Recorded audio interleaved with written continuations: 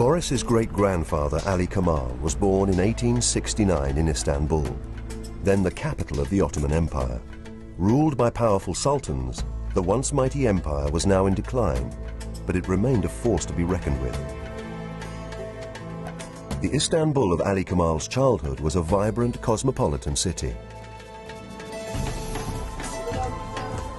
Lots of traditional Turkish geezers doing their thing. Watch out there. Boris still has relatives living in the city. He's on his way to meet his cousin Sinan, a grandson of Ali Kemal. Excuse me. Kirasli Masjid, okay. He's hoping Sinan will be able to tell him about Ali Kemal's early life. Maybe this is the Kirasli Masjid. Sinan, how are you?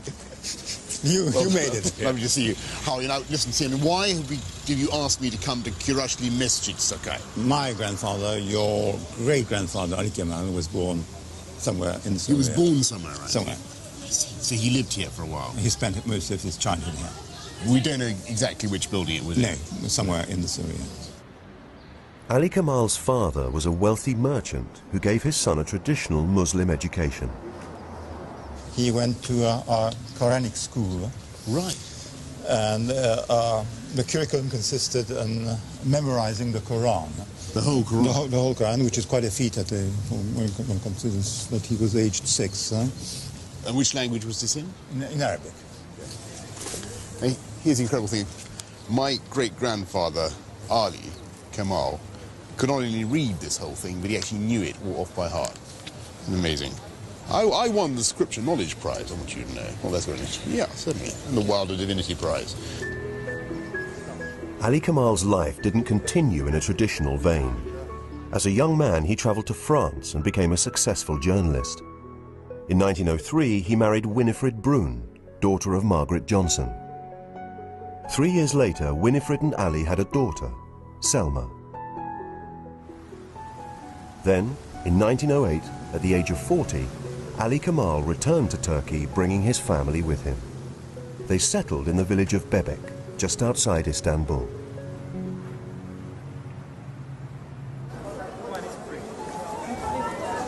Boris knows that on his return to Turkey, Ali Kemal continued his career as a journalist. Ben, how are Very you? nice to meet you. Nice to meet you. We're going to go to the library eventually. He's meeting up with historian Ben Faulkner.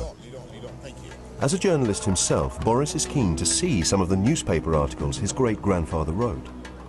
Ben's taking him to the library where the originals are kept. So, Ben, what is this? You can read this stuff, can you?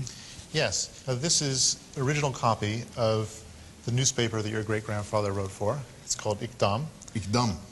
And your great-grandfather, he's the lead columnist. Okay. Let's say. Is that the right term? Okay. And this is starting here, running down 2.5 columns, and there is your great-grandfather's signature. No Ali kidding, that's his Kemal. byline. That's his byline. How amazing. So that's the prime real estate on the newspaper. And it's political. Yes. Yeah. Okay. It was political, dangerously political. A few weeks after Ali Kemal's return, there was a revolution in Turkey. In the name of liberty, radical nationalists seized power from the autocratic sultan. But soon the revolutionaries began to use repressive tactics of their own, including political murder.